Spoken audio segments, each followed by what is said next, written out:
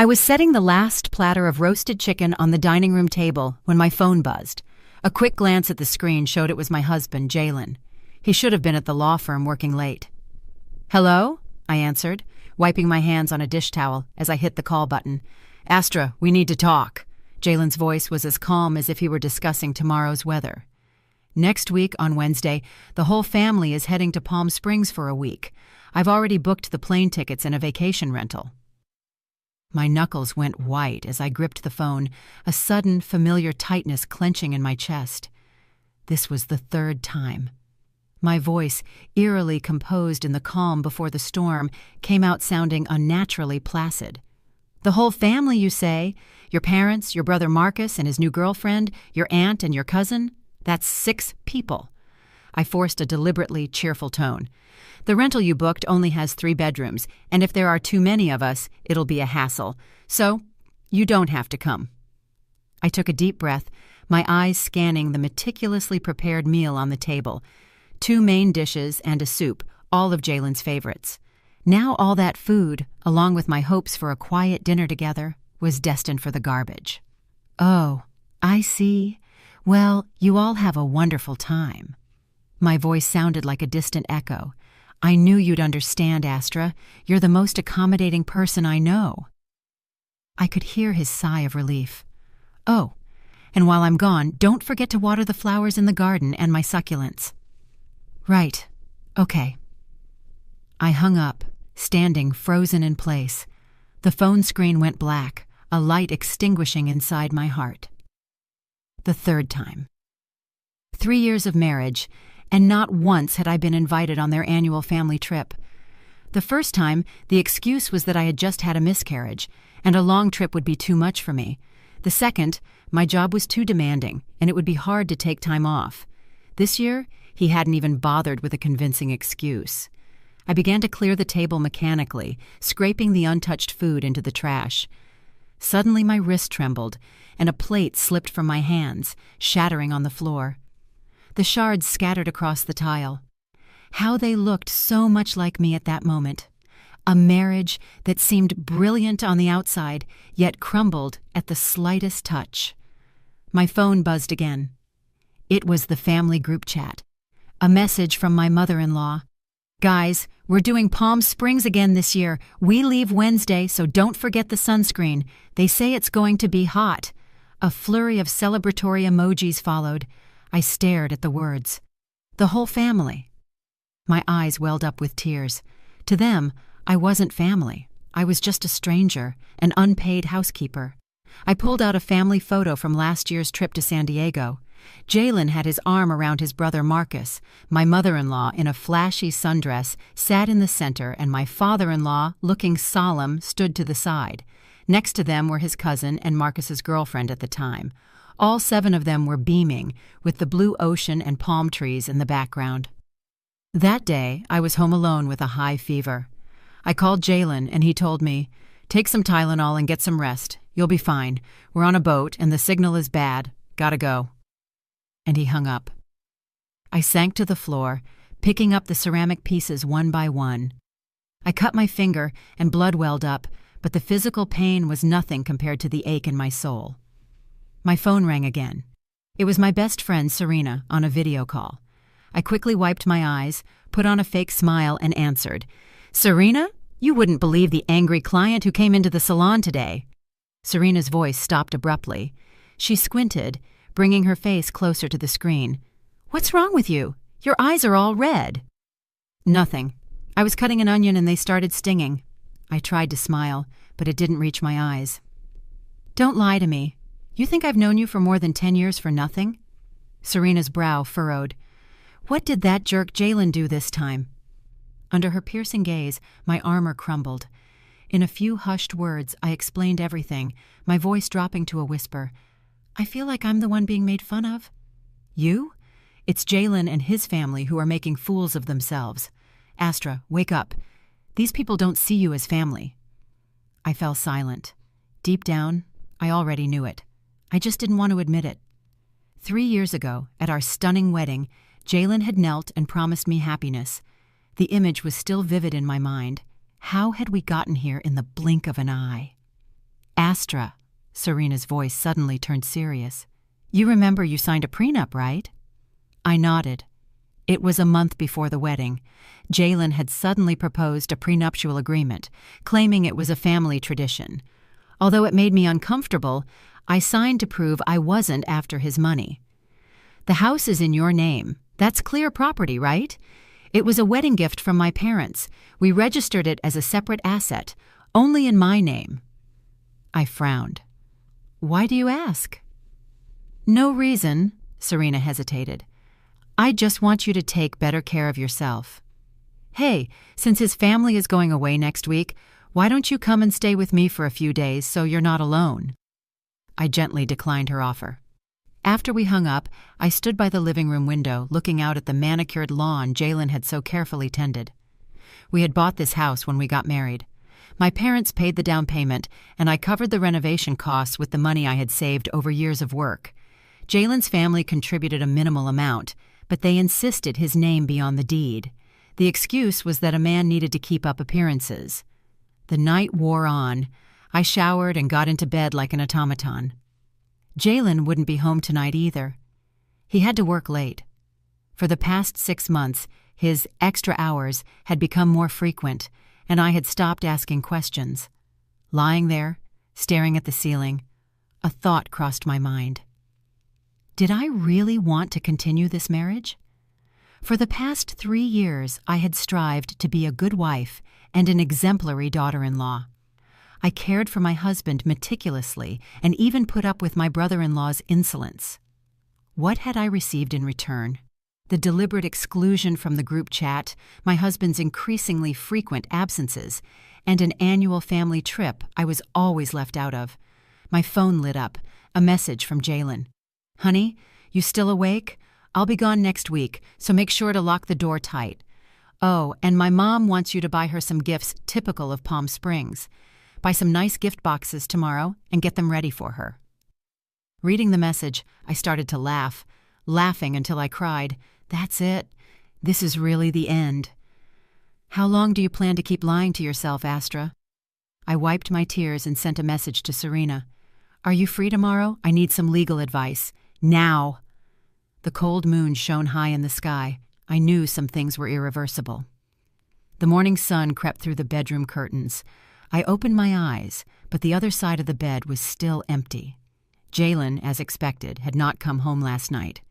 It was the 7th time this month. I got up and opened the closet. My fingers brushed past countless dresses before stopping at an elegant pantsuit. I chose it on purpose today. Jalen always said dresses made me look like a model wife. I washed my face and looked at myself in the mirror. My 29-year-old face already showed profound exhaustion. The fine lines under my eyes and my dull skin were a testament to 3 years of a repressed life. I covered the traces of last night's crying with makeup. Ding-dong. The doorbell rang. Through the peephole, I saw Serena's signature short hair and sharp gaze. She was holding 2 coffees in a paper bag with the delicious smell of pastries. I knew you wouldn't have had breakfast. As soon as I opened the door, she put the food in my hands. I got you an Americano with a little milk and no sugar, and your favorite croissant. The rich aroma of the coffee comforted me. In this city, besides the barista, Serena was the only one who remembered my preferences. Jalen didn't even know I was allergic to peanuts.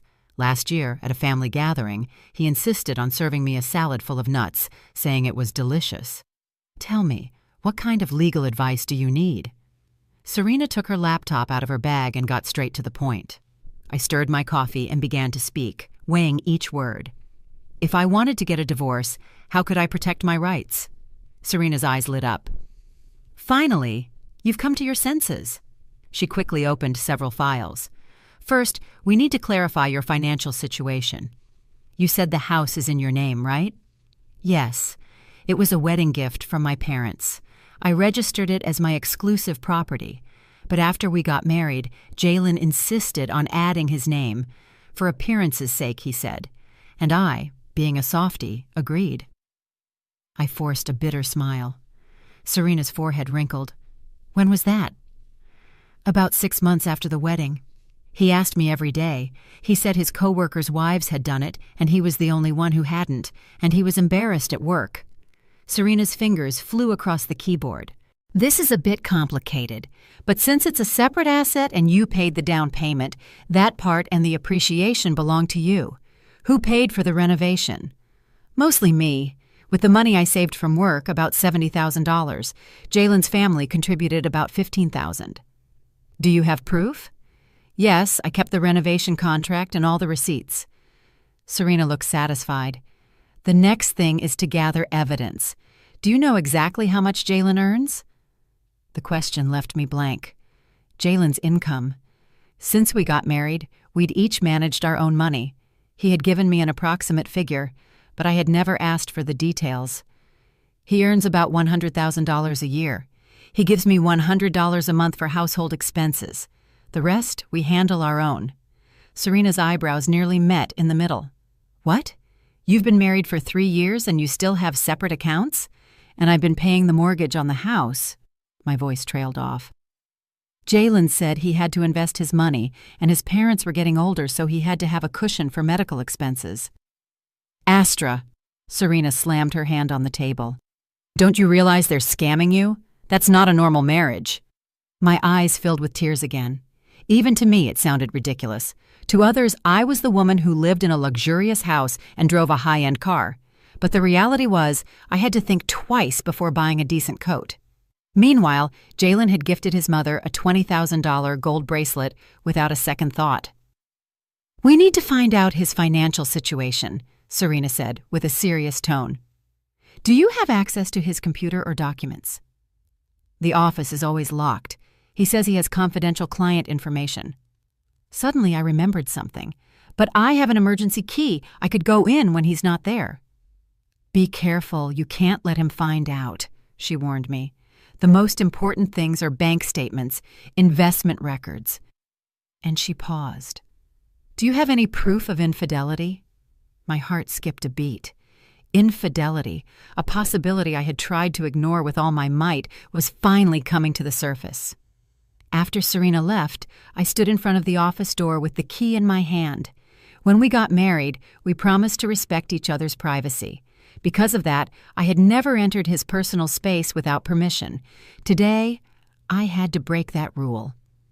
The sound of the key in the lock seemed unnaturally loud. When I opened the door, a faint smell of men's cologne hit me. The office was impeccably tidy. The law books on the shelf were arranged by height, and there wasn't a speck of dust on the desk. I checked the drawers. In the top one, a few unimportant work documents. In the middle one, several photo albums. I opened them at random. They only had pictures of Jalen and his family, with only a few of the two of us together. The bottom drawer was locked. That anomaly only increased my suspicions. Looking around, my eyes fell on a small safe behind the bookshelf. Jalen had bought it last year to store important documents. I tried our anniversary date. Error. His birthday. Error. Finally, I entered his mother's birthday. The safe opened with a click. Inside, there was a stack of well-organized documents. On top of everything, a copy of the property deed. My heart went cold as I opened it. It was the deed to my house, but under the owner's section, it clearly stated Jalen Black and Astra Miller in a joint tenancy. I remembered perfectly that in the beginning, it was only about adding his name with a minority share. I continued searching and found several bank statements. The balance in Jalen's account stunned me. It wasn't the $150,000 he had told me.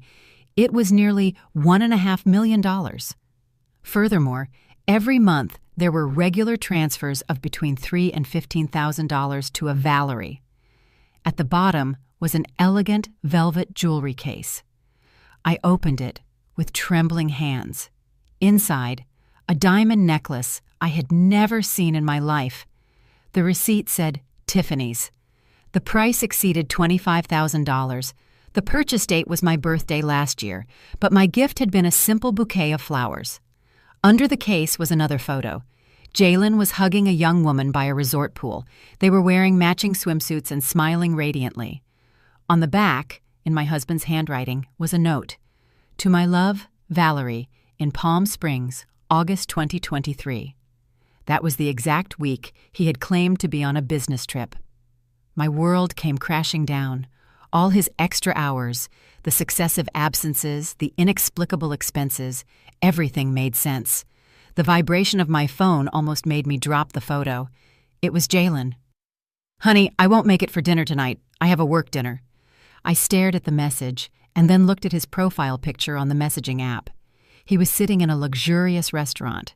Reflected in the wine glass was a hand with red-painted nails on the other side of the table. When I zoomed in on the image, the silhouettes of him and a long-haired woman could be seen in the window's reflection. In that moment, my mind became strangely clear. All my doubts and self-blame had found their answers. I wasn't paranoid or overly sensitive. I was just an idiot who was being cheated on. Calmly, I took pictures of all the evidence and sent them to Serena's encrypted email.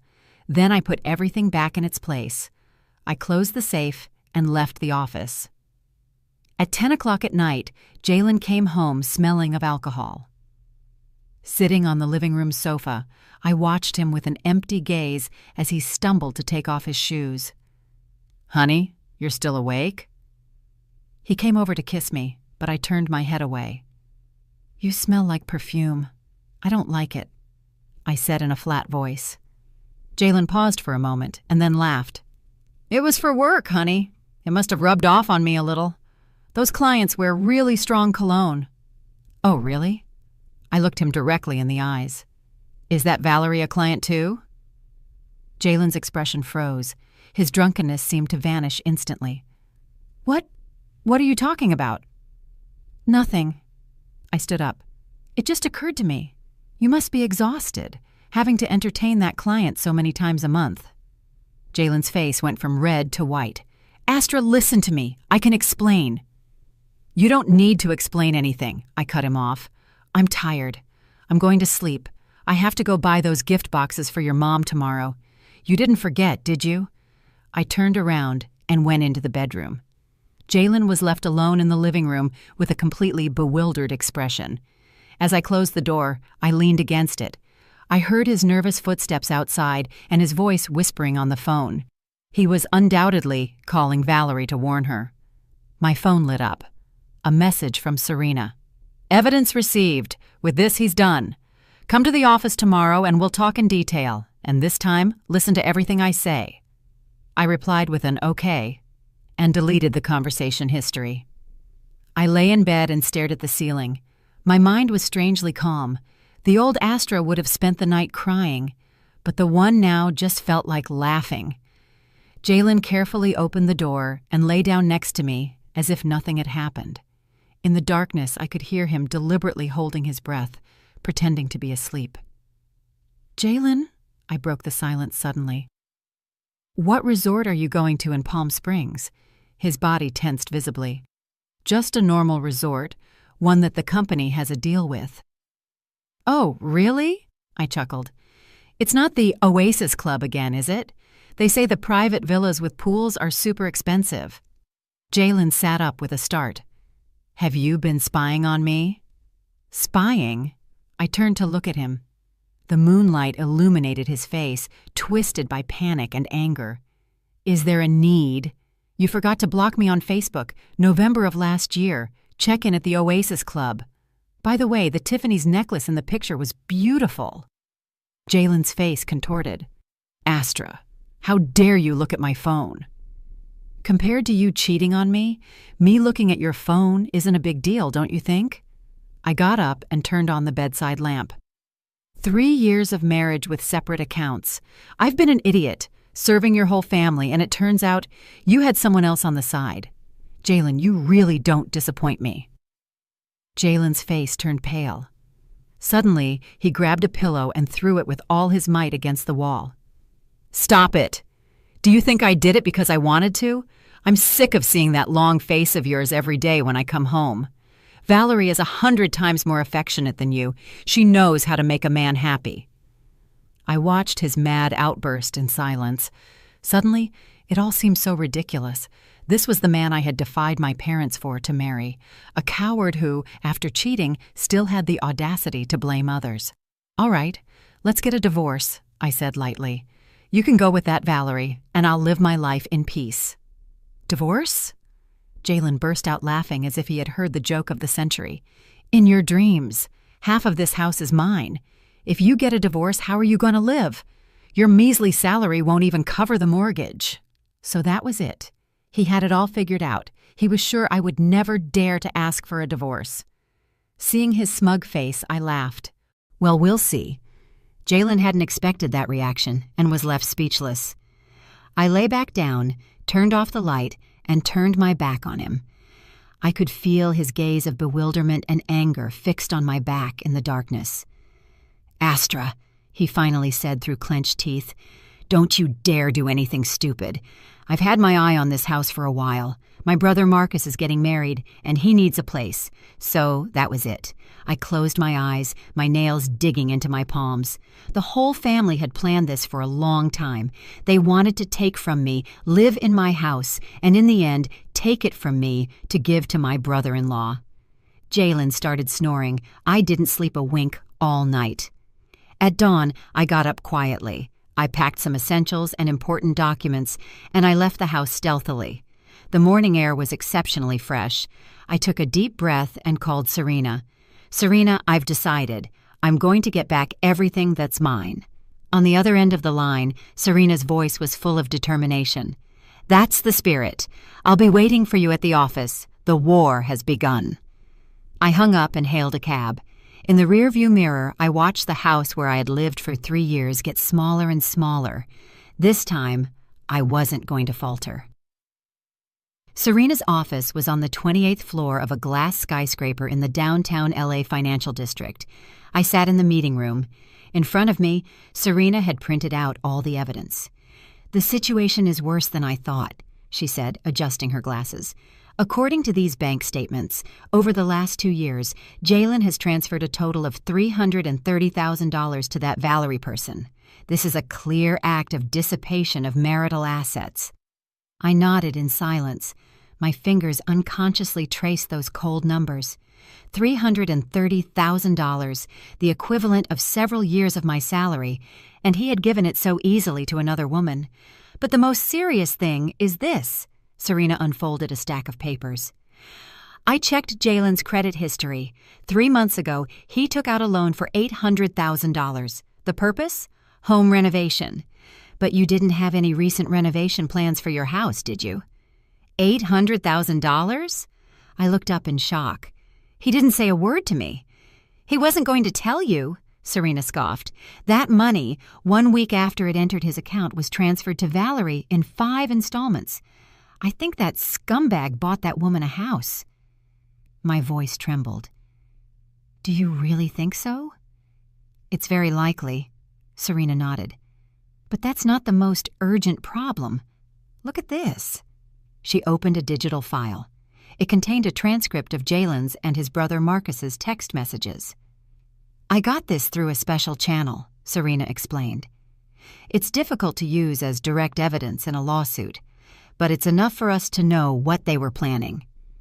"Bro, did you tell your wife about the mortgage on the house yet?" Marcus had asked. "Not yet. I was planning to tell her after the trip. She's been a little weird lately. I think she suspects something with Valerie. So what?" "We have to make a down payment for the condo my girlfriend and I saw next week." "Don't be in such a hurry. My name is on the deed to the house, too. Even if she objects, she can't do anything. If she gets difficult, I'll tell Mom to talk to her. She always listens to Mom." I stared at the screen, a rock crushing my chest. They had been planning to mortgage my house to buy my brother-in-law a condo for a long time. Legally, to get a mortgage on a jointly owned asset, the consent of just one of the owners is sometimes enough, Serena said seriously. "If they act first, you'll be in a very unfavorable situation." "Then what do I do?" I clenched my fists. "Do I have to stand by and do nothing?" "Of course not." A sharp light gleamed in Serena's eyes. "We have to beat them to it. Your parents paid the down payment, and you paid for most of the renovation. You have proof of everything. We can argue that Jalen is the main culprit in the breakdown of the marriage and request a new division of assets." I thought for a moment, and then something occurred to me. "Serena, What if I could prove that the joint tenancy deed was forged by Jaylen? Serena's eyes lit up. You have proof? I'm not sure, but I remember perfectly that in the beginning it was a tenancy in common. Also, the notary stamp and the signature on the deed in the safe looked a little different. This could be our turning point, Serena exclaimed, hitting the table excitedly. If we prove the deed was falsified, not only would the mortgage be void, but Jaylen could face criminal charges. We laid out a general plan. First, I had to secretly gather more evidence. Second, we had to quickly verify the authenticity of the deed. And finally, prepare the divorce petition. As I was leaving the office, Serena gave me a set of keys. It's a small apartment I have. It's empty now. Stay there for a while. Don't go back to the house. A cornered Jaylen could do anything. I hugged her gratefully. As I exited the building, the sunlight was dazzling. My phone rang. It was a call from Jaylen. I took a deep breath and answered. Astra, where have you been? Jaylen's voice was filled with anger. My mom just called me. She said you still haven't sent her the gift boxes. She needs them for tomorrow. I almost laughed. After everything that had happened, his first reaction was to scold me for not having run an errand for his mother. I'm out. I have some things to take care of, I said calmly. The boxes have been ordered. They'll be delivered directly to your mom's house this afternoon. Jaylen seemed bewildered. He hadn't expected me to be so cooperative. Oh, okay. Hey, about last night. Last night? I asked, feigning ignorance. You were very drunk. You kept talking nonsense. There was a silence of a few seconds on the other end of the line. Yeah, I was very drunk. I don't remember anything. Anyway, when are you coming home? I think I'll be late. Something urgent came up at work. Don't wait up. I made up an excuse and hung up. I went straight to the county recorder's office. With a copy of the original deed and my ID, I was able to successfully view the property's historical records. Indeed, it was clearly stated there. Tenancy in common, Astra Miller 70%, Jaylen Black 30%. However, the current deed indicated a 50-50 joint tenancy. That meant Jaylen had falsified the documents somehow. I held back my euphoria, immediately took a picture, and sent it to Serena. Bingo! The jerk falsified the type of ownership. This time he's done for. Great, Serena replied instantly. Now I needed to get the original of that falsified deed. It wouldn't be easy. Jaylen would surely hide it carefully. I decided to take a risk and go back to the house one more time. At 4 p.m, I took advantage of Jaylen being in a meeting at the office to go back. As soon as I opened the door, I knew something was wrong. The living room was in disarray, and the drawers of my vanity were wide open. Someone had been looking for something. I went upstairs quietly. I heard a noise in the office.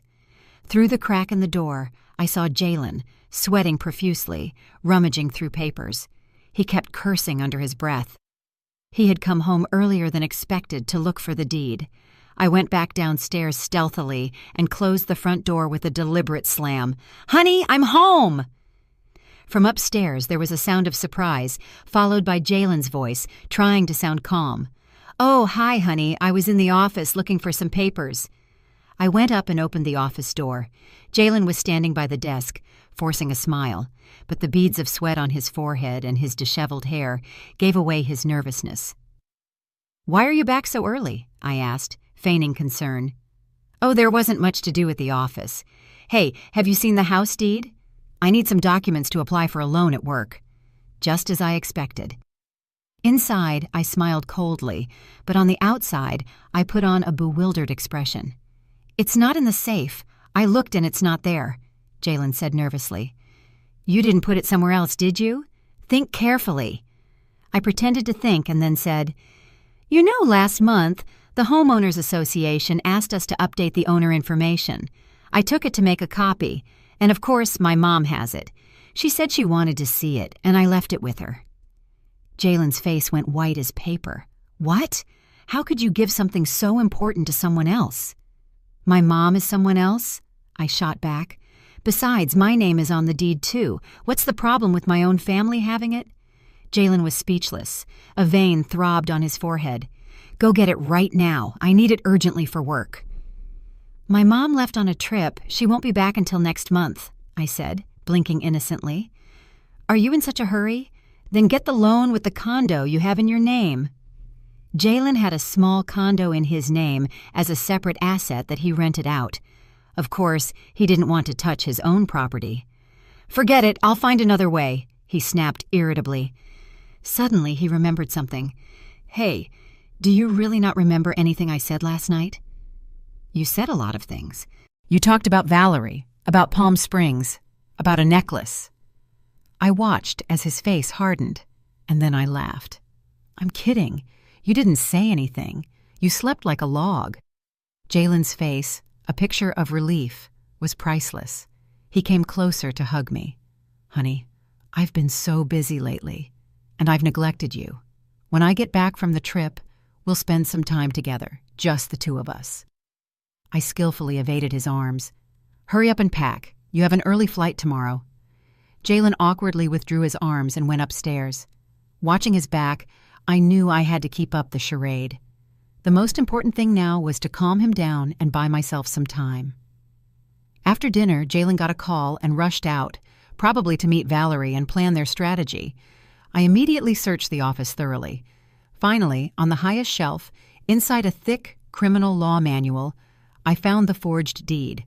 I quickly photographed it as evidence and put it back in its place. As I was about to leave, an envelope in the desk drawer caught my attention. When I opened it, to my surprise, I found a drafted mortgage loan agreement. The appraisal of the house was $1,200,000, the loan amount $800,000, and the purpose joint family investment. The most terrifying thing was that in the space for the borrower's signature, my signature had been forged very convincingly. It wasn't mine. Jalen had forged my signature. With trembling hands, I photographed all the evidence and carefully put them back where they belonged. Just as I was about to leave the office, my phone rang. It was my mother-in-law. Astra, her voice was still arrogant. The gift boxes are arriving tomorrow, right? They have to be the good ones with gold details. Don't mess it up. Yes, Mom, don't worry. Everything is ready, I replied, repressing my nausea. She continued with her orders. While we're on vacation, don't forget to water the plants at home once a week. Jalen's succulents are very expensive. Oh, and I have some pickles in the fridge that I made. They'll be ready next week, so take them out and put them in the sun to dry. I responded with monosyllabic replies while looking at the clock. It was already 10 o'clock at night. Jalen still hadn't returned. I decided not to wait any longer. I packed some clothes and important documents and left the house for Serena's apartment. On the way, I called my parents and explained the situation in broad strokes. Contrary to what I expected, my dad didn't scold me for not listening to him. On the contrary, he said firmly, "Honey, whatever decision you make, your family will always be on your side. We gave you that house. Don't let that man's family take it from you." On the other end of the line, I heard my mom crying. "My poor girl. How could you go through all this without telling us?" After I hung up, I finally broke down. I cried uncontrollably in the back seat of the taxi. I wasn't fighting alone. My pride had just prevented me from showing my vulnerability to my family. Serena's apartment was small but cozy. I took a hot shower and, lying in bed, reviewed my findings.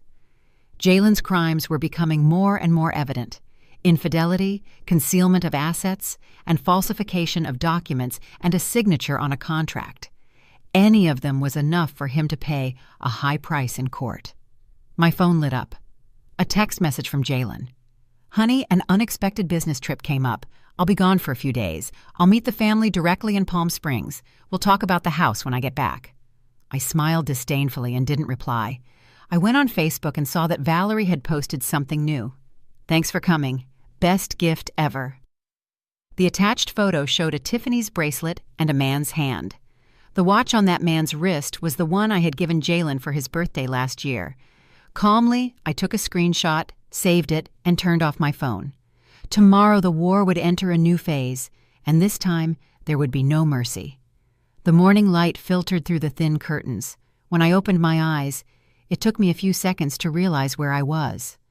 Serena's apartment was small, but I had slept better than I had in the last 3 years. I had 3 missed calls on my phone, all from Jalen, and a text message. "Why aren't you answering? I'm getting on the plane. Lock the front door." I smiled contemptuously and blocked his number and all his profiles. I got up and opened the fridge. A workaholic, Serena's fridge was empty except for some water bottles and an expired yogurt. After showering, I made myself a coffee, turned on my laptop, and started planning.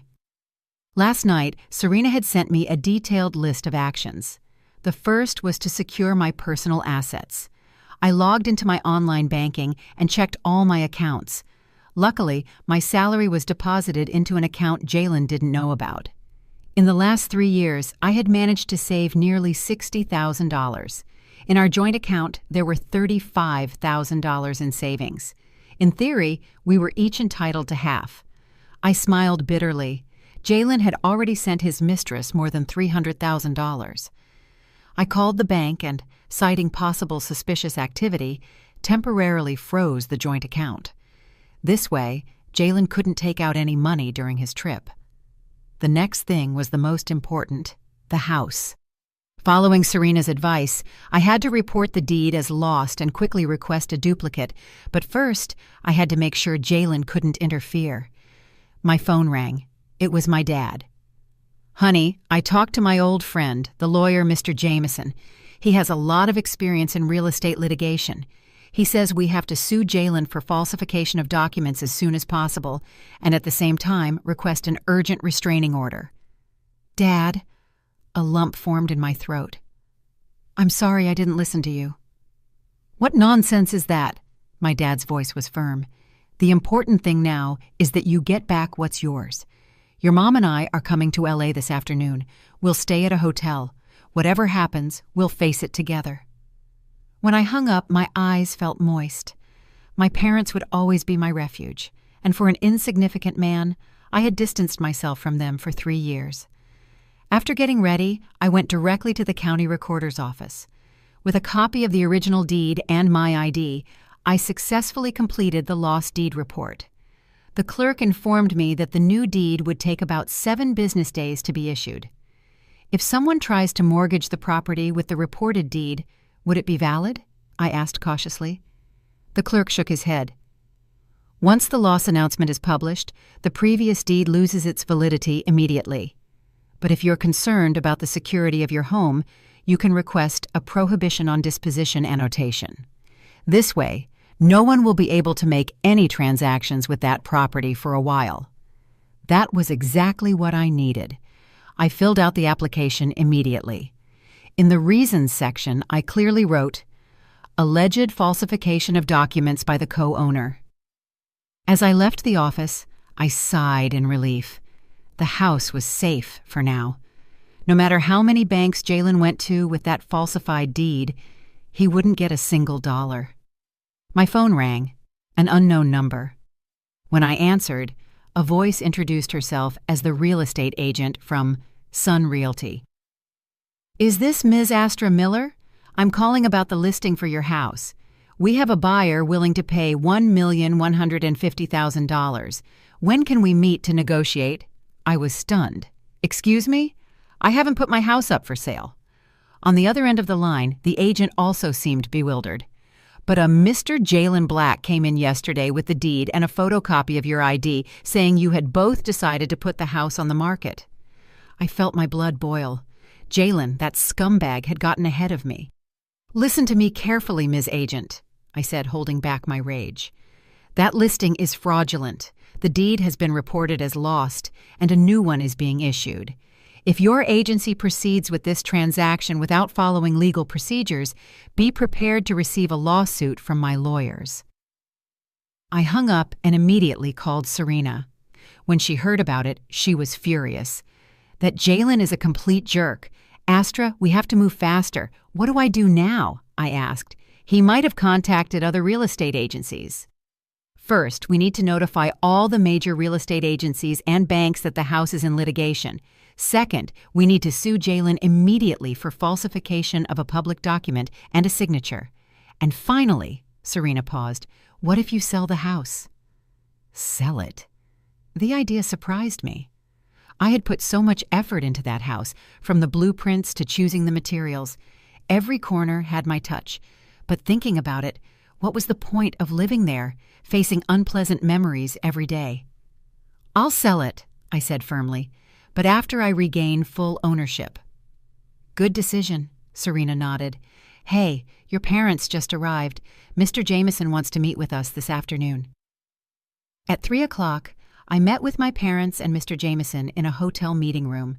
When my mom saw me, she hugged me tightly, her eyes teary. "You're so thin." Mr. Jameson was an intelligent-looking, middle-aged man. He meticulously reviewed all the evidence I had collected, nodding constantly. "The evidence is very solid. Mr. Black's behavior clearly constitutes a crime of falsification of a private document and fraud. He could face up to 3 years in prison." "Prison?" I shook my head. "I just want to get a quick divorce and get my assets back. I don't want to take this to the criminal courts. Despite everything, it's been 3 years." Mr. Jameson understood my position and nodded. "Then we'll focus on the civil path. According to the Civil Code, the fact that Mr. Black has cohabitated with another person as if they were his spouse and has donated a large amount of money during the marriage is a serious cause for divorce. In the division of assets, he could receive a smaller share or even nothing." We agreed on the legal strategy. First, we would request a restraining order to freeze Jalen's assets. Then we would file the divorce petition, requesting the redistribution of the house's ownership and compensation for the marital assets Jalen had dissipated. "There's one more problem," Mr. Jameson said, adjusting his glasses. "Do you know where Mr. Black is currently? The court needs to notify him of the lawsuit." I opened my phone and went into the family group chat. Although I had the notifications silenced, I could see the photos they were uploading. The most recent one was a family photo on a beach in Palm Springs. Jalen was hugging Valerie by the waist, smiling radiantly. The caption read, "Family photo, only missing the daughter-in-law." My hands were trembling so much I could barely hold the phone. So that was it. Jalen's family trip was planned from the beginning to take Valerie, and I, his legal wife, had been completely excluded. "They're at the Oasis Club in Palm Springs," I said calmly, handing my phone to Mr. Jameson. The photo showed the time and location. Mr. Jameson photographed the evidence and asked me, "Ms. Miller, when do you plan to retrieve your things from the house?" "I'm going to go get everything today," I said with determination. If Jalen dared to take his mistress on a trip, passing her off as his family, I no longer had to keep up appearances for him. When I returned to the house, I started systematically packing my belongings. The books from my college years in the office, the clothes and shoes from the walk-in closet, the dishes I had so carefully chosen in the kitchen. 3 years of marriage had accumulated a lot of things. As I was packing, the doorbell rang. Through the peephole, I saw an unknown woman with a folder in her hand. "Is this the residence of Mr. Jalen Black?" she asked politely. "I'm an account manager from ABC Bank. Mr. Black asked me to pick up some documents." An employee from the bank. Jalen's reaction had been faster than I thought. I opened the door, but didn't let her in. "What documents?" "Mr. Black told me you were already aware. The property deed to the house and your original ID." Her gaze scanned the inside of the house over my shoulder. I almost laughed out of anger. Jalen, from a distance, was sending a bank employee to my house to try and take the documents. "I'm sorry, but I don't know anything about that," I said coldly. "And the deed isn't here." The woman looked bewildered. "But Mr. Black—" "It doesn't matter what he told you," I interrupted her. "I suggest you check the latest public notices from the county recorder's office. This house is currently in litigation, and any bank that grants a mortgage on it will have to face the legal consequences." Her expression changed, and she left in a hurry.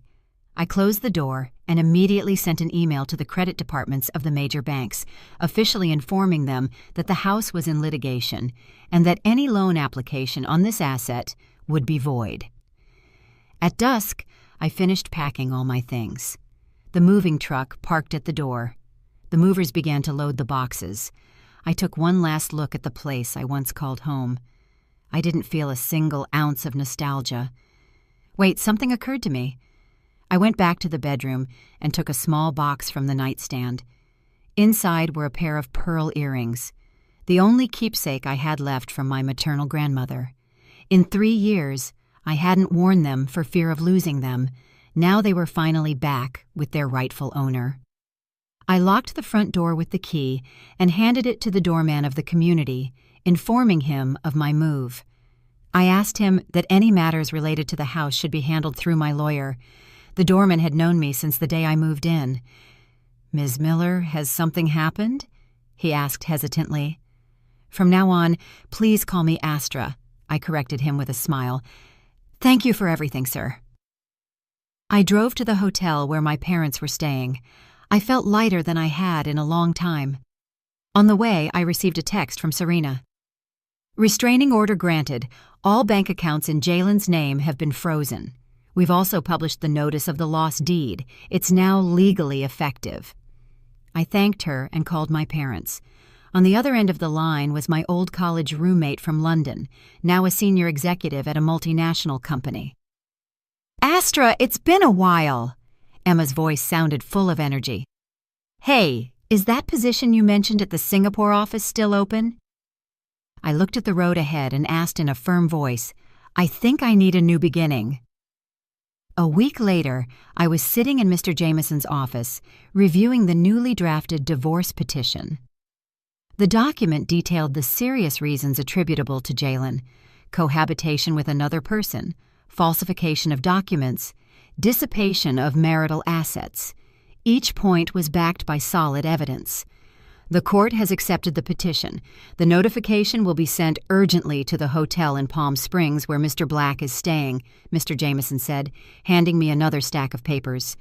"This is the restraining order. All bank accounts, stocks, and real estate in Mr. Black's name have been seized."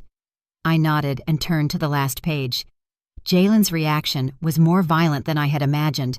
The same day he received the court notification, he tried to fly back from Palm Springs, but with his credit cards blocked, he couldn't even buy a plane ticket.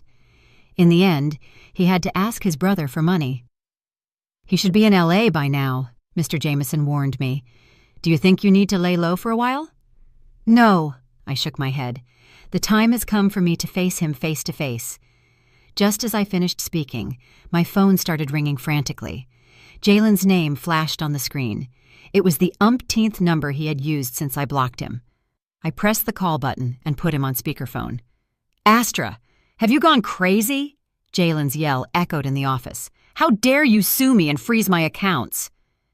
"Mr. Black," I said calmly, "I ask you to watch your words. My lawyer is recording this conversation." There was a noticeable pause on the other end. Then his tone softened. "Astra, honey, do we really have to do this? We can sit down and talk things out calmly." I smiled disdainfully.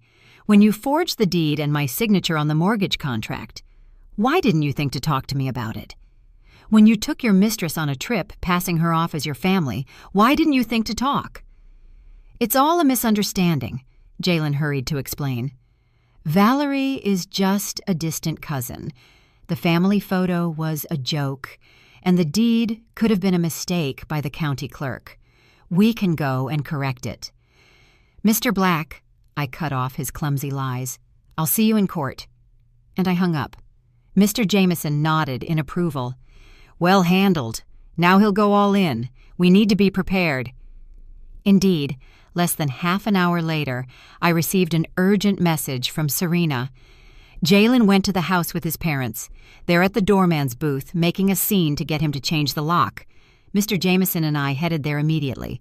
From a distance, we could already hear my mother-in-law's shrill voice. "My son is the owner of this house. Why won't you let him in? Did that woman bribe you, doorman?"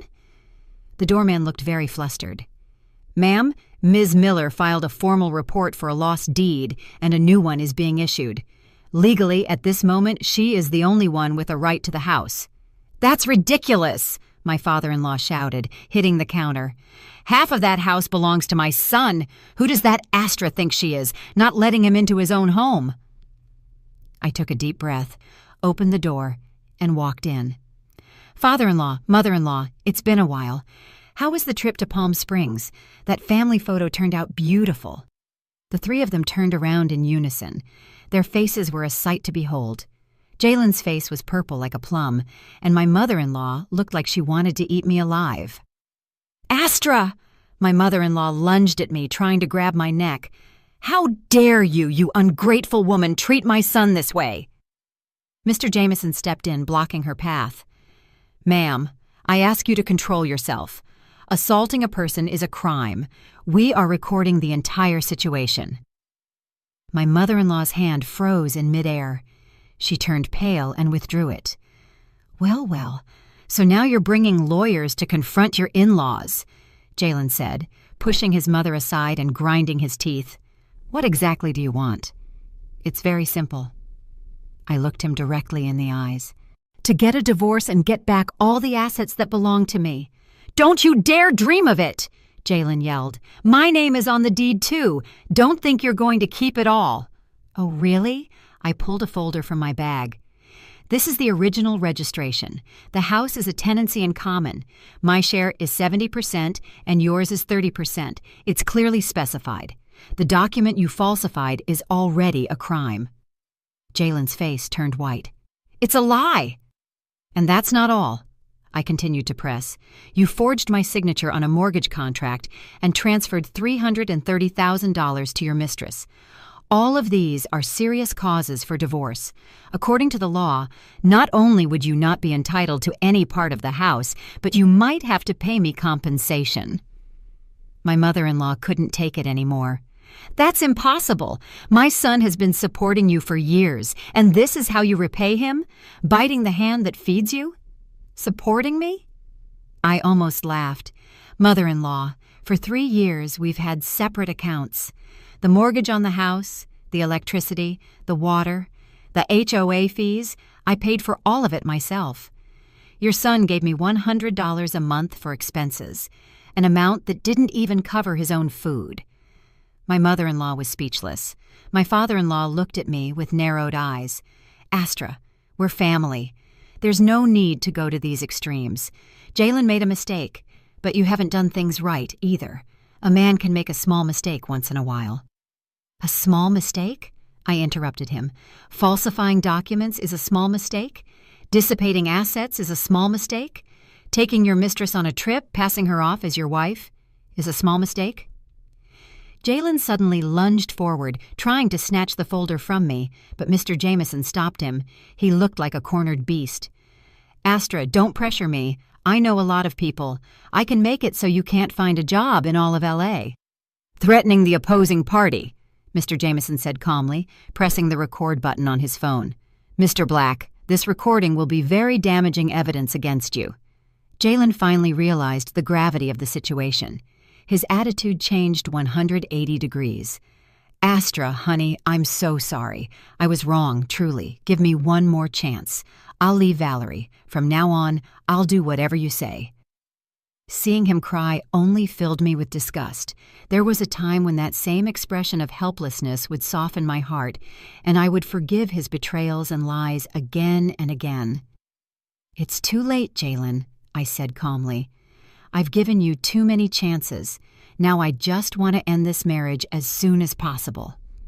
"In your dreams!" he suddenly yelled. "I'll drag this lawsuit out as long as I can. Let's see who gives up first. 3 years? 5 years?" "That's not up to you to decide," Mr. Jameson said, holding out another folder. "This is the evidence Ms. Miller has collected about your cohabitation with Ms. Valerie. It includes bank transfers, intimate photos, and conversations. If this is presented to the court, not only will the divorce process be accelerated, but you may also have to pay compensation for emotional distress." Jalen collapsed into a chair like a deflated balloon. My mother-in-law tried to say something more, but my father-in-law stopped her. Both of them, finally, realized that their precious son had hit a concrete wall. "I'll give you 3 days," I said, standing up. "If you agree to a mutual divorce, the house is mine, and the rest of the assets will be divided according to the law. If you want to continue with the lawsuit, we'll see each other in court, but be prepared to face all the legal consequences." As I left the doorman's booth, I sighed in relief. The sun warmed my face. My phone rang. An email from Emma. The attached file was a job offer for the position of marketing director at the Singapore office. The salary was 3 times what I was currently making. "Have you made a decision yet?" Mr. Jameson asked. I nodded. "As soon as I sort things out here, I'm going to Singapore to start a new life." "That's a smart decision," Mr. Jameson smiled. "But Jalen won't give up easily. Next time, he might resort to even lower tactics." "I'll be ready for him," I said, looking at the house in the distance. It was once my home, but now it was nothing more than a cold building. This time, I wasn't going to back down. 3 days later, Jalen, as expected, didn't sign the papers. Instead, he launched a smear campaign. First, his relatives called me one after another to convince me to stay. Then he posted a tearful message on Facebook, insinuating that I had left him for a richer, more successful man. Finally, he showed up at my company and filed a complaint with HR, accusing me of immoral conduct. Luckily, I was prepared. When HR called me, I presented my letter of resignation and the job offer from the Singapore company. At the same time, Serena helped me publish a statement on several news portals, clarifying the truth and attaching some of the evidence of Jalen's infidelity and falsification of documents. Public opinion turned instantly. Jalen's social media pages were flooded with comments from indignant internet users. The location of Valerie's workplace was even leaked. They became the talk of the town. The most surprising thing was that a particularly motivated internet user discovered that Valerie was dating 3 men at the same time. Jalen became the laughingstock of the entire country. "This time he's really done for," Serena said with satisfaction. But we underestimated Jalen's audacity. One rainy night, he broke into the house where I was finishing up packing my things with his brother Marcus. He threatened to kill me if I didn't drop the lawsuit. "Astra!" Jalen reeked of alcohol, and his eyes were bloodshot. "You've ruined my life, so I'm going to ruin yours." Marcus raised his phone and started recording. "Sister-in-law, you'd better drop the lawsuit. If not, this video of your reconciliation with my brother will go viral tomorrow." I understood their plan instantly. They wanted to fake a forced reconciliation, maybe even assault me. My heart was pounding, but I kept my composure. "Jalen, do you know this is a crime?" "A crime?" Jalen scoffed. "What crime can there be between a husband and a wife? I'll tell you what, after tonight, whether you drop the lawsuit or not, you're finished." The moment he lunged at me, I pressed the panic button I had in my pocket. A piercing alarm sounded, and at the same time, 2 of my former coworkers, who were on guard in the next house over, broke down the door and pinned the Black brothers to the floor. "The police are on their way," I said, looking coldly at Jalen, who was immobilized on the ground. "This time, with trespassing and attempted assault. You'll be in jail for a long time." Jalen's face turned ashen, and Marcus started to cry and plead. "Astra, it was my brother's idea. Please, forgive us." In the distance, the police siren was getting closer. I knew the charade was finally over. Jalen's last and most desperate attempt had given me the opportunity to get rid of him forever. As the police were putting the handcuffs on him, he suddenly turned to me and asked, "Astra, did you ever love me?" I was silent for a moment and then answered sincerely, "Yes, but now I feel nothing but contempt." The police car drove away, and the rain stopped. I stood at the door of the house, looking at the place filled with so many memories. I felt strangely at peace. Tomorrow, I would officially put the house up for sale. Next week, the first divorce hearing would take place, and in a month, I would be in Singapore, starting a completely new life. My phone rang, a text message from my mom. "Honey, I made your favorite stew. Come have dinner." I smiled and replied, "Of course, Mom, I'm on my way." A star shone in the night sky. I knew it was my guide, showing me the way forward. The day before the first divorce hearing, I received a call from the police. Jalen, during his trip to Palm Springs, had used the falsified deed to get a loan of $120,000 from a small financial company.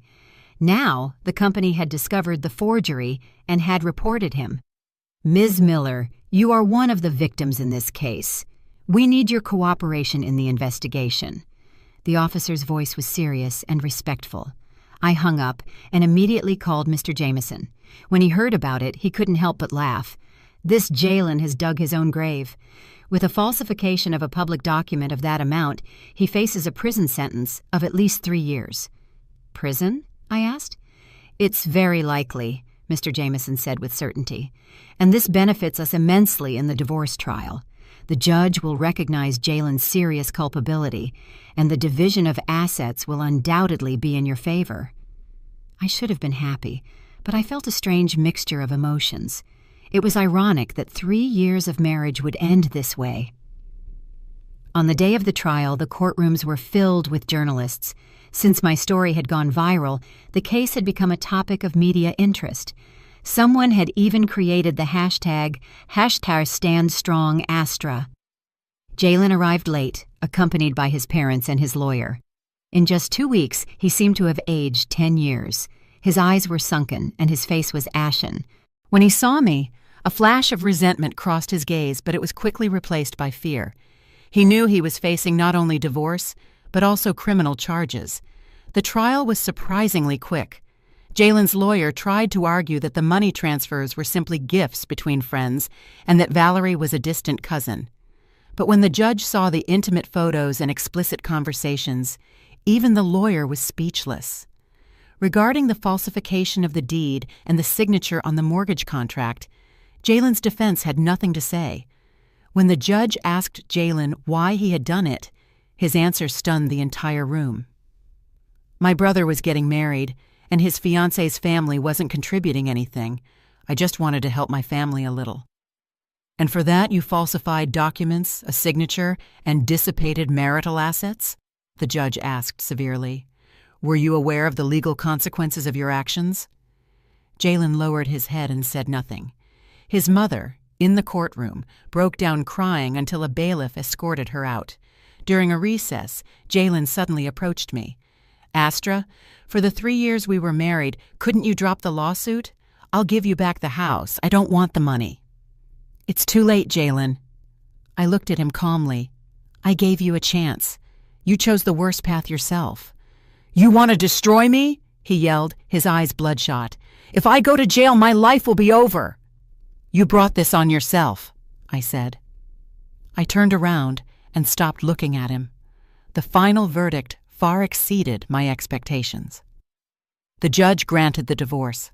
The house was fully awarded to me. Jalen was ordered to return the $330,000 transferred to Valerie. 70% of the savings in Jalen's name were awarded to me as compensation for damages. In addition, Jalen had to pay my legal fees and court costs. As the judge read the verdict, Jalen's face turned ashen, and his mother in the courtroom fainted. The journalists' cameras flashed nonstop. In a shower of flashes, the miserable sight of the Black family was immortalized forever. As I left the courthouse, the sunlight was dazzling. Mr. Jameson patted me on the shoulder. Congratulations, Ms. Miller. Justice has been served. Thank you, Counselor, I said sincerely. Without your help, I couldn't have won so overwhelmingly. What are your plans now? What will you do with the house? I'll sell it, I said without hesitation. I've already put it in the hands of a real estate agency. Next week, I'm going to Singapore to start my new job. As a marketing director? That's a smart decision. Oh, do you plan to proceed with the criminal case against Mr. Black? I thought for a moment. I don't want to have any more dealings with him.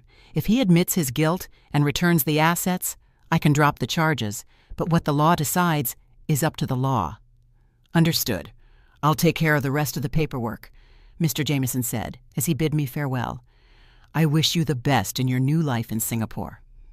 When I returned to the apartment I had temporarily rented, I started packing. 3 years of marriage, and in the end, I was only taking 2 suitcases with me. My phone kept ringing with congratulatory messages from my friends. I thanked everyone and turned off my phone. I enjoyed that rare moment of silence. That night, Serena came to celebrate with a bottle of champagne. Wow, that scumbag Jalen is broke. What satisfaction. We toasted. The bubbles dissolved on my tongue with a sweet taste. Suddenly, Serena became serious. Honestly, Astra, For these 3 years, my biggest worry has been you. I saw how you were losing yourself, how you were no longer the person you used to be. I know, I gripped my glass. Sometimes I wonder how I could have been so stupid. There were so many signs. Why did I insist on ignoring them? Because of love, silly, Serena sighed. Love is blind, but luckily, you finally woke up. The next morning, I received a call from the real estate agency. The house had sold for $1,250,000, $100,000 above the market price. The buyer was a single mother who liked the proximity to schools and the style of the renovation. The buyer wants to close as soon as possible. Would that work for you? The agent asked cautiously. No problem, I said. We can do the paperwork tomorrow. As I hung up, I felt a great sense of relief. That house, full of bad memories, was finally going to be a part of my past. The signing of the deed was very quick. After I signed the last document, the buyer, an elegant middle-aged woman, took my hand. Astra, I've seen the news. You're very brave. This house, in my hands, will be filled with love and laughter. My eyes welled up a little. Thank you. That's exactly what this house needed. As I left the notary's office, I decided to go back to the house one last time. The new owner was moving in the next day, so no one would be there now. I pushed the familiar door open and walked in. In the empty rooms, only my footsteps echoed. The sun streamed through the large windows, painting golden stripes on the floor. I walked through the room slowly. Memories came to me like a tide. The living room. Once, Jalen had thrown the table because he didn't like the food I had made. The office. He spent whole nights working, when in reality he was on video calls with Valerie. The bedroom. Sometimes, drunk, he would force me to fulfill my marital duties. But there were also good times. The kitchen. Once, I prepared a big party for my parents. The patio. I drank wine with my friends, and we talked until the early hours of the morning. The garden, the roses I planted, bloomed every year. Goodbye, I said, in a low voice, closing the door softly. This time, I didn't look back. As I left the community, I ran into Marcus, Jalen's brother, at the entrance. He looked gaunt. When he saw me, he was surprised, and then ran toward me. Sister-in-law, Astra, he stammered. Could you lend me some money?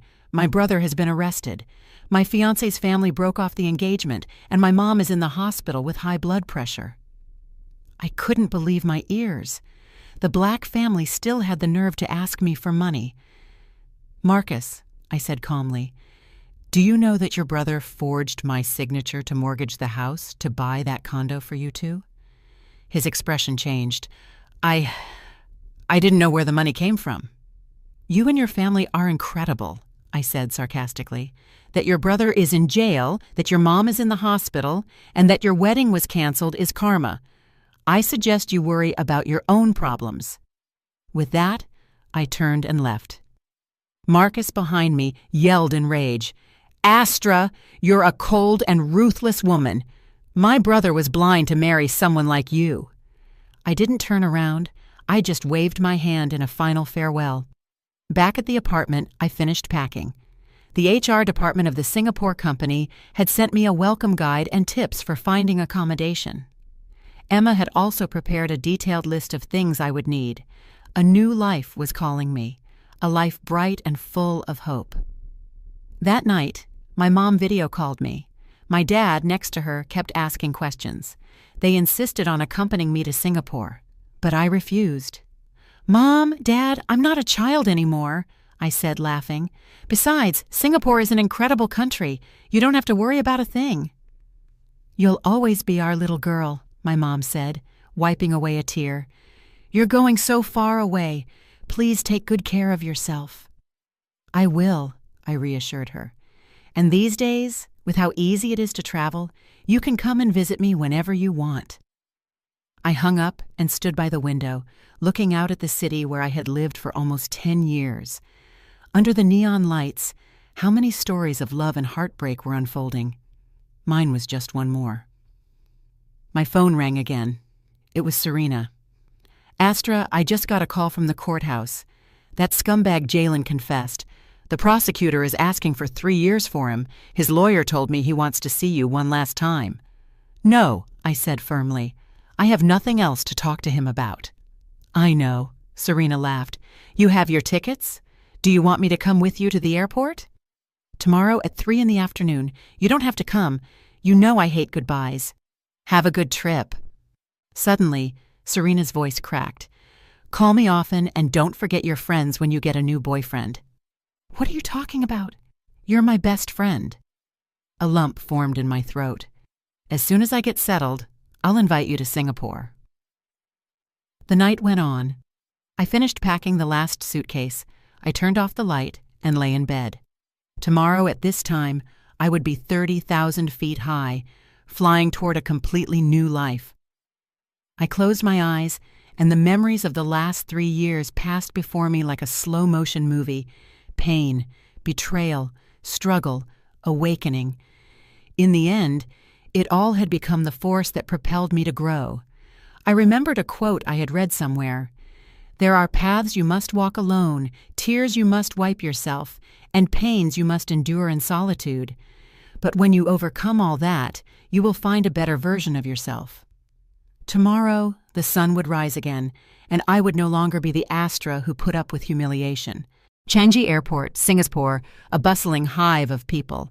I pushed my luggage cart, and as I walked out, I saw Emma holding a sign with my name on it. We hadn't seen each other in 3 years. She had short hair and an elegant business suit. She looked even more determined than in our UK days. "Astra!" She ran to hug me enthusiastically. "Welcome to your new life." Emma helped me settle into an apartment near the office and invited me to try authentic bak kut teh. At the table, she cautiously asked about my divorce. I summarized it for her briefly. "What a jerk! He should rot in jail." I smiled and shook my head. What's in the past is in the past. Now, I just want to look forward. The new job was a challenge, but very stimulating. As the marketing director for the Asia-Pacific region, I was responsible for brand promotion in several countries. The busy routine didn't leave me time to think about the past. Every day was full and meaningful. A month later, I received an email from Mr. Jameson. Jalen had been sentenced to 3 years in prison for falsification of a public document and fraud. At the same time, the court had executed the divorce decree. The savings in Jalen's name were transferred to my account. Valerie was also ordered to return part of the money. The email included a clipping from the crime section of a national newspaper with the headline, "Wife's Blitz Divorce After Husband's Deed Forgery Scam."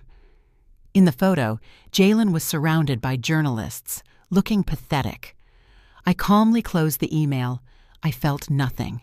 On the weekend, I attended a yacht party in Marina Bay, organized by the company. The night view of Singapore was a spectacle of lights. My coworkers were toasting cheerfully. Jackson, the senior marketing director, approached me with a glass of champagne. "Astra, I heard you left an important position in Spain to come to Singapore. You are very brave." I smiled without saying anything. He didn't know I hadn't come for my career, but to escape a past I didn't want to go back to. 3 months passed, and I had fully adapted to the pace of life in Singapore. The work was going smoothly, and I had made new friends. Sometimes I would post photos of Singaporean food and landscapes on Instagram. Serena was always the first to like and comment, "I'm so jealous." One Tuesday morning, while I was preparing the quarterly report, my phone rang, an unknown number with an LA area code. "Hello?" I hesitated for a moment before answering. "Is this Astra Miller?" a weak female voice said. My phone almost fell from my hand. It was my ex-mother-in-law.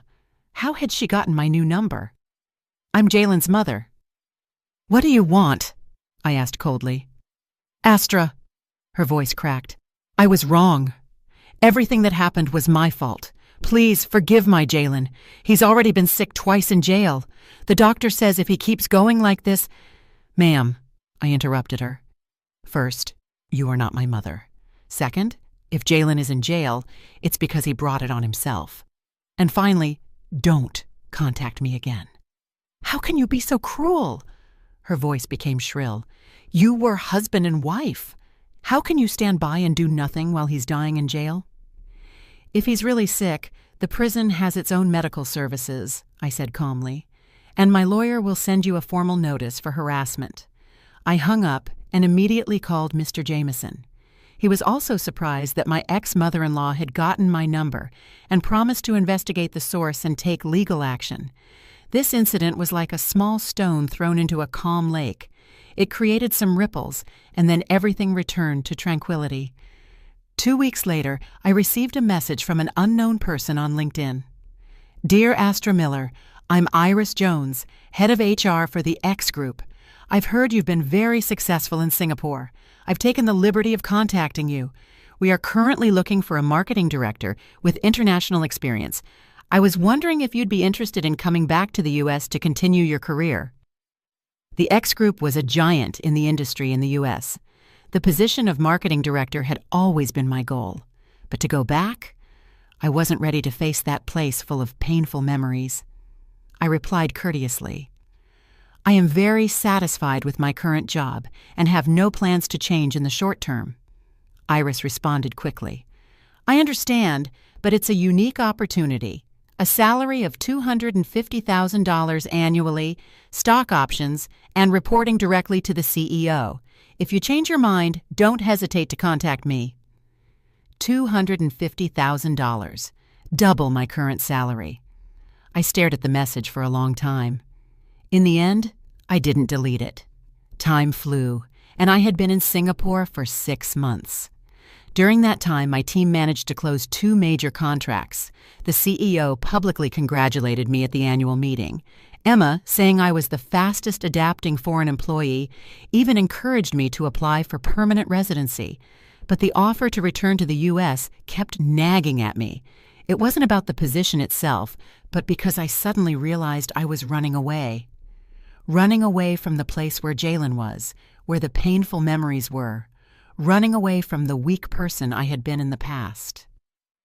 One weekend, I went to Sentosa Island by myself.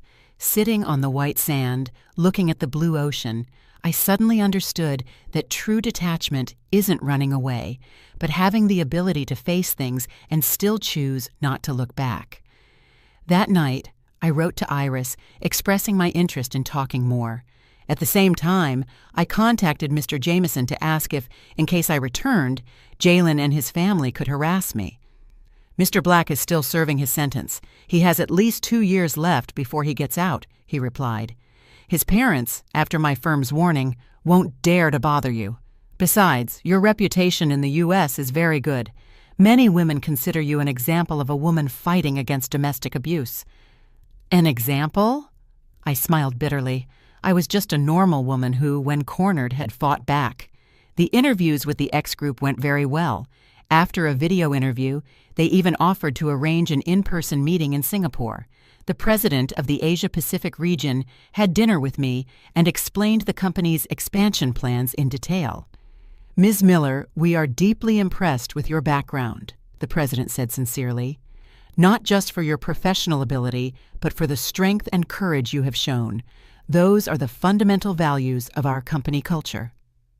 So, after 8 months in Singapore, I decided to return. Emma, although saddened, understood my choice. Follow your heart.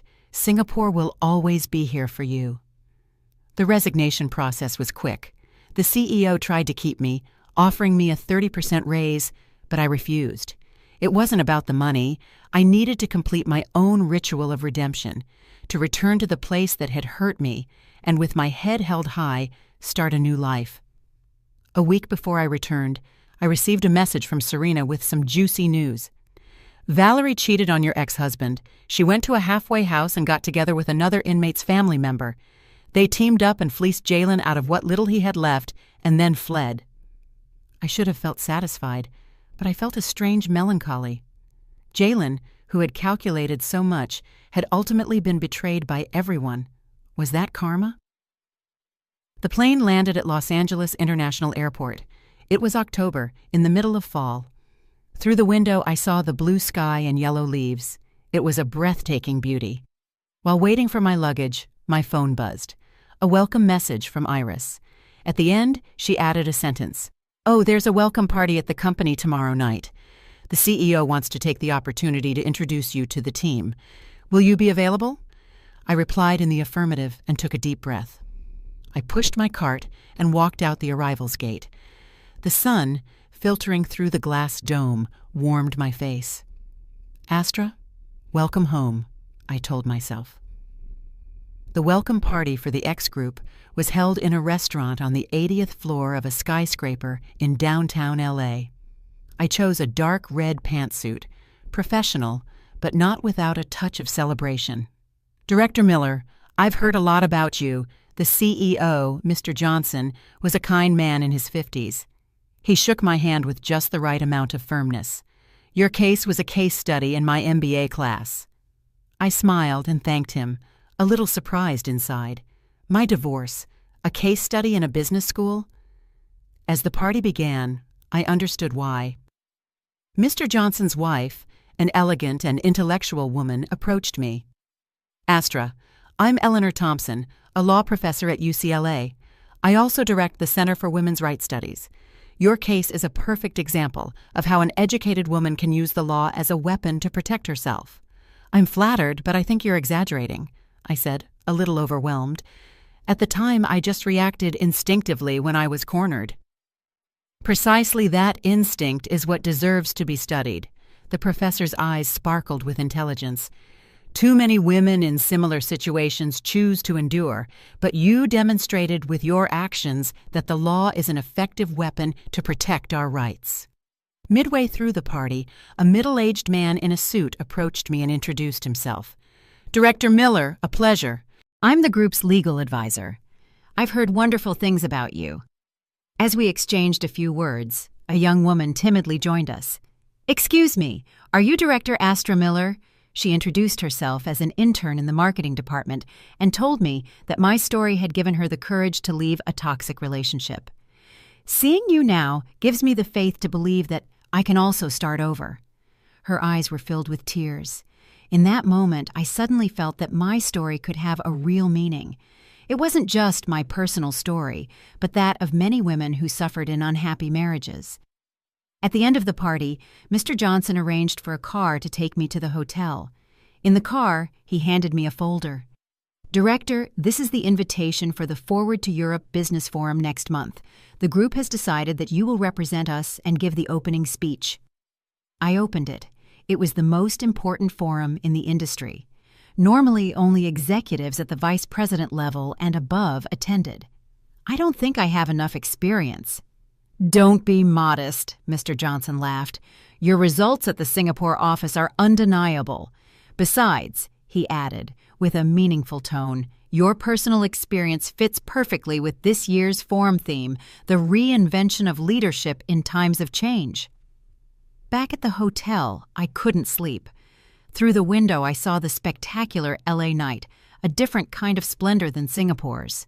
In just 1 year, my life had completely changed, from being a disrespected wife to a senior executive at a multinational company, from being a victim who put up with humiliation to being an example who inspired others. My phone buzzed. A message from Serena. "How's it going? First day back and you're already adapted? Let's get together tomorrow." I replied with a smiling emoji. "Of course. I have 1,000 things to tell you." The next day, I met Serena for lunch at a quiet cafe. As soon as she saw me, she hugged me tightly. "Wow, Director, that charisma is noticeable from 100 feet away." I laughed and gently hit her shoulder. "Stop with the nonsense and tell me how your promotion to partner is going." "Don't even get me started," Serena waved her hand. "The old-timers still say I'm too young, but," she lowered her voice conspiratorially, "I just landed a big case. Jalen's mother sued Valerie for the restitution of assets." "What?" I almost spit out my coffee. "What kind of soap opera is this now?" It turned out that my ex-mother-in-law was claiming that Valerie had scammed Jalen and was demanding the return of a total of $500,000 in donations. Valerie, on her part, was claiming that it was compensation for her lost youth. The two women put on a show in court, the mother-in-law calling Valerie a tramp, and Valerie replying that she hadn't known how to raise her son. The judge was completely shocked, Serena recounted. amused. I shook my head. I didn't want to know any more about that farce. Jalen and his disastrous life no longer had anything to do with me. "Oh," Serena said, suddenly becoming serious. "I have something important to tell you. Jalen might get out of jail 6 months early for good behavior. He could be out next month." She looked at me with concern. "Will it affect your decision to come back and thrive here?" I thought for a moment and shook my head. "No, LA is very big. It's not easy for us to run into each other. Besides, the Astra of now is no longer the one who lets herself be walked all over." "That's the Astra I know." Serena raised her glass. "To your new life." The following days were a whirlwind. I officially took control of the marketing team and began to build my own team. I revised the speech for the Forward to Europe Business Forum over and over until it was perfect. The day of the forum, I chose a royal blue tailored suit. Professional, but not without femininity. Standing in front of the mirror, I almost didn't recognize the person looking back at me, confident, imposing, with a look full of conviction. Next, on the topic of the reinvention of leadership in times of crisis, please welcome the marketing director of the X Group, Astra Miller. Amidst applause, I walked up to the podium. Under the spotlights, I couldn't see the faces of the audience very well, but that comforted me. A year ago, I found myself in the biggest crisis of my life. My voice was clear and firm. My marriage had broken down. My trust had crumbled, and my own value had been completely denied. I shared how, in the midst of that crisis, I had rediscovered myself, how I had transformed pain into the strength to grow. At the end of my speech, I said, "True leadership doesn't lie in controlling others, but in controlling our own lives. When we have the courage to face our deepest fears, we discover our greatest strength. Thank you." The entire auditorium stood up and applauded. Afterwards, attendees surrounded me to exchange business cards. Among them were heavyweights in the industry.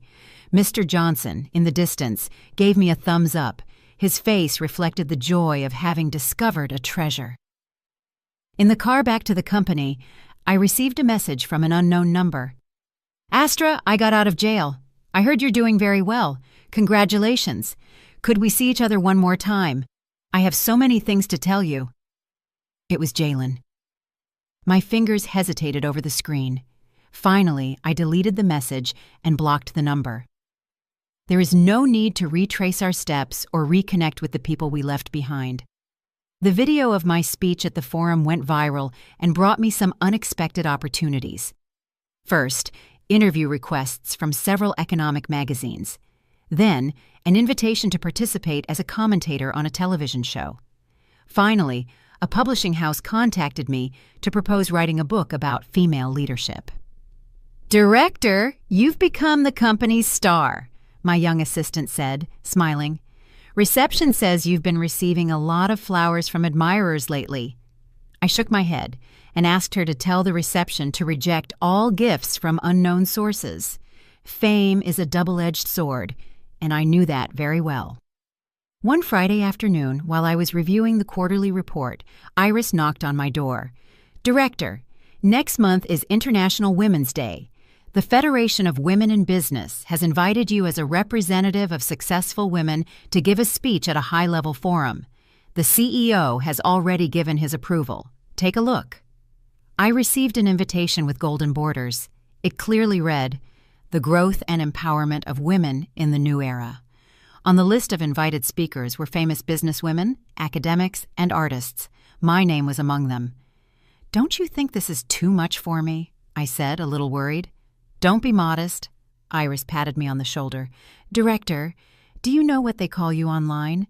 The comeback queen, the modern Joan of Arc. Your story has inspired countless women." That night, I video called my parents to give them the good news.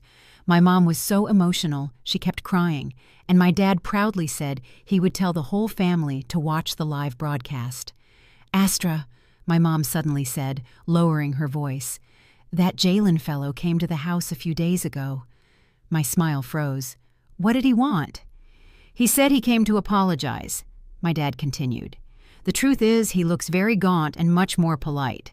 He said he knew he was wrong, that he didn't expect you to forgive him, but that he would like to have the opportunity to make it up to you. Mom, Dad, you didn't give him my number, did you? Of course not, my mom hurried to say. Your dad almost chased him out with a broom. I sighed in relief and asked them to please not receive him again. I hung up and stood by the window, looking at the lights of L.A. The appearance of Jaylen had been like a small stone thrown into the calm of my heart, but the ripples quickly dissipated. The Women's Day Forum was held with great fanfare at the Los Angeles Convention Center.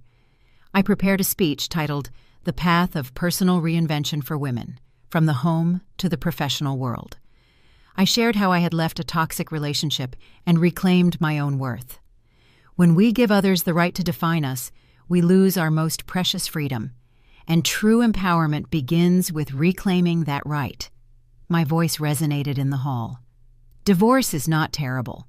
What's terrible is not having the ability to divorce. Being single is not terrible. What's terrible is not having the ability to live alone. The audience erupted in thunderous applause. I saw many women with teary eyes, including my mom.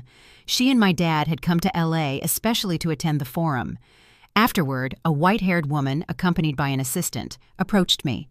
I recognized her as a famous businesswoman. "Astra, what a great speech." She took my hand affectionately.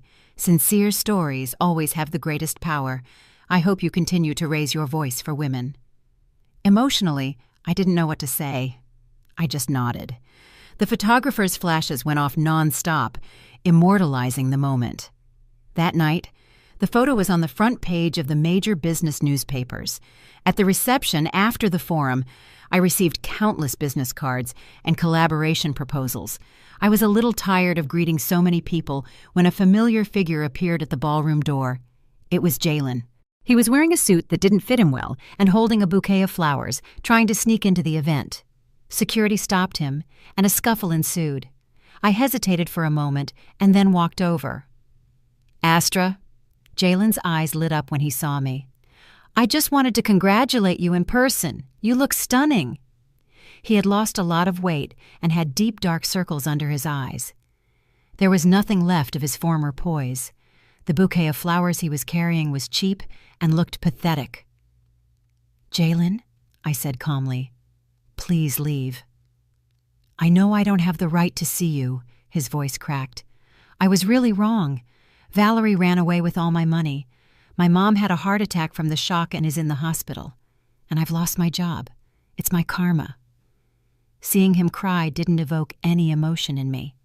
The wound of the past was so deep that I no longer had the strength to even hate him. "Let's leave the past behind," I said. "I wish you the best, but don't come looking for me again." Jaylen suddenly knelt. "Give me one more chance." "Security," I turned and called. "Please escort this gentleman out." 2 security guards grabbed Jaylen by the arms and dragged him outside. He struggled, yelling as he turned to look at me.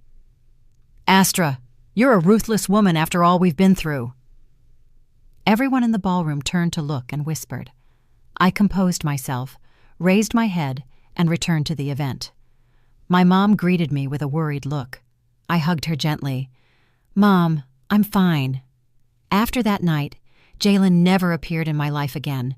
Some said he had gone to the South to work in construction, others that he had gone back to his hometown to take care of his sick mother. Whatever the case, it was no longer my business. The success of the forum continued for some time. My followers on LinkedIn skyrocketed, and every day I received hundreds of messages of inquiries and collaboration proposals. The company took the opportunity to appoint me director of the newly created Center for the Development of Female Leadership and granted me an additional package of stock options. With the arrival of spring, I bought an apartment in L.A. The day of the signing, I made sure the deed was solely in my name. In the empty apartment, I made a video call to Serena to toast virtually. "Wow, Director, now you're a true winner," Serena said on the other side of the screen, biting into an apple. "But what about love? Any news?" "My work is my love," I laughed, changing the subject. "Hey, and your promotion to partner?" "Thanks to you, I got it," Serena raised her glass triumphantly. "Now the old-timers at the firm call me counselor, with all due respect." We toasted through the screen, celebrating our respective successes. I hung up and went out onto the balcony. The April air of LA was filled with the scent of lilacs. In the distance, the skyscrapers of downtown could be seen. The lights shone like a galaxy. A year ago, I was still the Astra, trapped in an unhappy marriage. Today, I had transformed into a butterfly, living a life I had never dared to dream of before. My phone rang. An email from the editor of the publishing house. He had sent me the revised manuscript. My memoirs, titled Rebirth, were about to be published at the end of the year. The editor suggested I add a chapter on how to build healthy relationships. Because, he wrote in the email, many readers will wonder if, after everything you've been through, you still believe in love. I sat at the desk, opened my laptop, and on a blank page, I wrote a line. I believe in love, but I believe more in myself. True security never comes from another's promise, but from self-confidence. Outside, a crescent moon rose silently, painting the world with silver.